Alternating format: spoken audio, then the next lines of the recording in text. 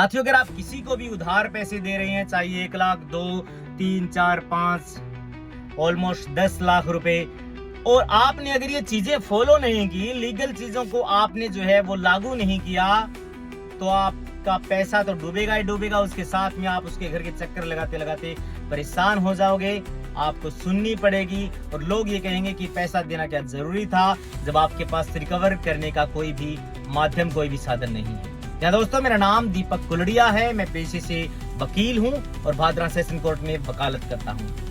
साथियों, अगर आपने पैसे उधार दे दिए हैं किसी को, तो बदले में उससे आप चेक लेंगे और चेक दोस्तों उसकी हैंडराइटिंग से आप भरवाएंगे। आप चीजों को समझना शुरू कर दीजिए। आप सबसे पहले अगर 5 लाख रुपए, 4 लाख रुपए दे रहे हैं किसी को, तो उस चेक पर आप लिखवा लीजिए 5 लाख रुपीज, 5 लाख रुपए, उसकी सिग्नेचर करवा लीजिए, 2 सिग्नेचर उसके चेक के पीछे करवा लीजिए। उस पर डेट अगर भरे तो ठीक, नहीं तो आप बाद में भर सकते हैं डेट, लेकिन उसके सिग्नेचर, उसकी हैंडराइटिंग से रकम भरी हुई, किसके नाम से है, मान लीजिए दीपक के नाम से वो कर रहा है, तो आप उसका अपना नाम भरवाएंगे आप अपना। उसके बाद में दोस्तों क्या करेंगे, एक स्टाम्प पेपर लेंगे, और इसलिए लेंगे ताकि वो व्यक्ति आपको चेक देने के बाद पुलिस थाने में ये नहीं कह पाए कि मेरा चेक तो चोरी हो गया है, फलाना चेक है और आपसे बरामद हो गया और पॉलिटिकल प्रेशर है, तो डेफिनेटली दोस्तों आपको चोरी का मुकदमा भी सामना करना पड़ेगा, आपको जेल होगी, पैसे दे रहे हैं, बदनामी होगी। इससे अच्छा है आप चेक लेंगे, उसके साथ में एक स्टाम्प पेपर लेंगे, ताकि वो व्यक्ति ये बात नहीं कह पाएगा कि ये जो है चेक मेरा गुम हो चुका है या फिर मेरा चेक जो है वो चोरी हो चुका है। कड़ी से कड़ी जोड़ना आपको बेहद ज्यादा जरूरी है, क्योंकि उस लिखापढ़ी में सारी चीजें आएंगी कि इस जरूरत के लिए इस व्यक्ति ने मेरे से जो है वो पैसे उधार लिए थे और ये चेक दिया था, उसके ऊपर चेक का नंबर मेंशन होगा, तो चोरी करने का कोई सवाल ही पैदा नहीं होगा, क्योंकि स्टाम्प के ऊपर ये चीजें आएंगी कि ये चेक मैं इस व्यक्ति को दे रहा हूं। तो फिर चोरी कहां से हुई, नंबर 1 बात। दूसरी बात, आप एक रूल ध्यान में रखेंगे, 30, 15, 30, 30 दिन, 15 दिन और 30 दिन का बेहद इंपॉर्टेंट रूल है। जो मेरे जूनियर साथी एडवोकेट हैं वो अगर सीख रहे हैं, सुन रहे हैं, तो मैंने भी ये सीखा है। मैं भी 2021 से एनरोल्ड हूँ भादरा बार में, और ये रूल हम कई बार चीजों को याद करते हैं, वकालत की चीजों को याद करते हैं, धाराएं याद करते हैं, लेकिन हम अक्सर भूल जाते हैं। इसलिए आपको रूल्स याद करने होंगे। आपको रट्टा लगाने से जो है वो चीजें याद नहीं होंगी, इसलिए आप एक कंसेप्ट के रूप में चीजों को लेंगे। 30, 15, 30, यानी कि दोनों तरफ 30 और बीच में 15। अब बताता हूं क्या चीज है ये। 30 दिन का मतलब है कि आप जब अपना चेक लगाने के लिए बैंक के पास जाएंगे, और बैंक का जो वो अधिकारी है जो कंप्यूटर पर बैठा है, वो अगर चेक को बाउंस कर देता है, उसमें पर्याप्त राशि है, यानी कि 5 लाख का आपने भरा, उसके अंदर राशि है ही नहीं 5 लाख, तो इनसफिशिएंट बैलेंस होने के कारण वो चेक बाउंस हो जाएगा। उसके बाद में बैंक अधिकारी जो है वो आपको एक रिसिप्ट देगा, जिसे रिटन मेमो बोलते हैं। रिटन मेमो लेकर के आप वकील साहब के पास जाएंगे। अब बात शुरू होती है, अगर आपने चेक बाउंस करवा लिया बैंक के अंदर से, तो आपके पास 30 दिन का टाइम है दोस्तों नोटिस भेजने के लिए। आप वकील साहब के पास जाएंगे, वकील साहब को बोलेंगे कि ये चेक बाउंस हो गया, तो बैंक आपको एक चेक देगा, एक रिटन मेमो देगा। 2 चीजें साथ में रखिए, एक अपना आधार कार्ड। उसके बाद में आप वकील साहब के पास जाएंगे, वकील साहब अपना लीगल नोटिस भेजेंगे। लीगल नोटिस भेजने के बाद 15 दिन अगर वो रिसीव्ड कर लेता है, मान लीजिए आपने आज भेज दिया, उसके बाद में 15 दिन बाद में भी वो रिसीव्ड कर लेता है, 30 दिन का टाइम होता है नोटिस भेजने का। रिसीव्ड करने के 15 दिन के बाद आप वेट करेंगे, इसने कोई रिप्लाई किया या नहीं किया, आपको सेटलमेंट करना चाहता है या नहीं करना चाहता।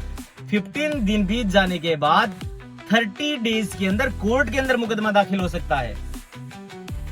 अगर आप इन चीजों को मिस कर देते हैं तो एक चेक 3 बार बाउंस करवा सकते हैं आप, उसकी भी लिमिटेशन है। उसकी लिमिटेशन जो है वो 3 महीने है। और उसके बाद में मैं आपको बता देना चाहता हूं कि अगर आप फिर भी भूल जाते हैं, 3 महीने का टाइम निकाल देते हैं, तो उसके बाद सिविल सूट दाखिल होता है, यानी कि फिर ये चेक का मुकदमा नहीं रहता, फिर आपको सिविल सूट करना होगा, और उसमें काफी जो है परेशानी होती है, काफी टाइम लगता है, जो है उसमें राशि भरनी पड़ती है सिविल सूट के लिए।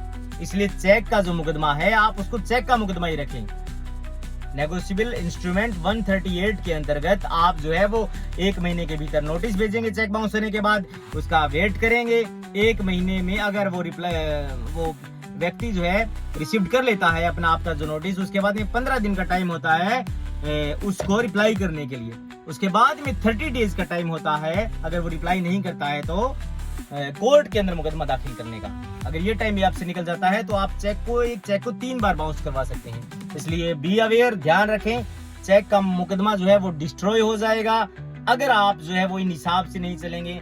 अगर आप ये कहेंगे कि यार उसने तो फलाना ही आदमी ने ओट लिए थे पैसे, अब वो आदमी मेरे को पैसे देगा, टाइम निकल रहा है। चेक के मुकदमे में आप जब चाहे तब सेटलमेंट कर सकती हैं, अंतिम स्टेज पर भी सेटलमेंट कर सकते हैं। 5 लाख का मुकदमा आप 1 लाख में सुलझा सकते हैं। मान लीजिए आपने 5 लाख का चेक भरवाया है और आपकी सहमति 4 लाख पर बन गई, 3 पर बन गई, तो आप विड्रा कर सकती हैं केस। तो आपका राजीनामा करने का बहुत टाइम होता है, आप जल्दबाजी ना करें।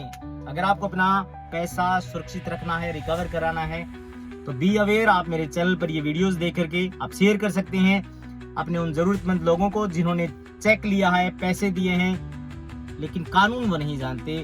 वो जो है वो लीगल फैक्ट्स, लीगल चीज़ों को नहीं समझते, क्योंकि कोर्ट में जो ट्रायल होता है वो जो कानून के हिसाब से होता है।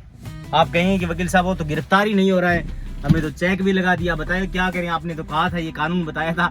तो कोर्ट के अंदर प्रोसीडिंग होती है, सबसे पहले नोटिस जारी होती है, प्रसंज्ञान लिया जाता है, उसके बाद में जो है वो वारंट्स निकलते हैं, उसके बाद में उसको बेल करवानी पड़ती है, उसके बाद में बहस होती है, एविडेंस होते हैं, उसके बाद में अंतिम जीरा होती है, तब जाकर के आपको फैसला जो है वो मिलता है। और चेक के मुकदमे में आप ये मानकर चलिए कि मुकदमा मजबूत होता है और पैसे देने ही पड़ते हैं। रियर केसेस ऐसे होते हैं जिनमें पैसे जो है वो इनकम ऑफ सोर्स नहीं दिखा पाए, या फिर सिग्नेचर्स जो है वो नहीं है, या फिर ऐसा कुछ एविडेंस निकल करके आता है बातों के अंदर कि आपने वास्तव में जो है वो राशि ठीक नहीं भरी, ऐसा लेन देन ही नहीं था।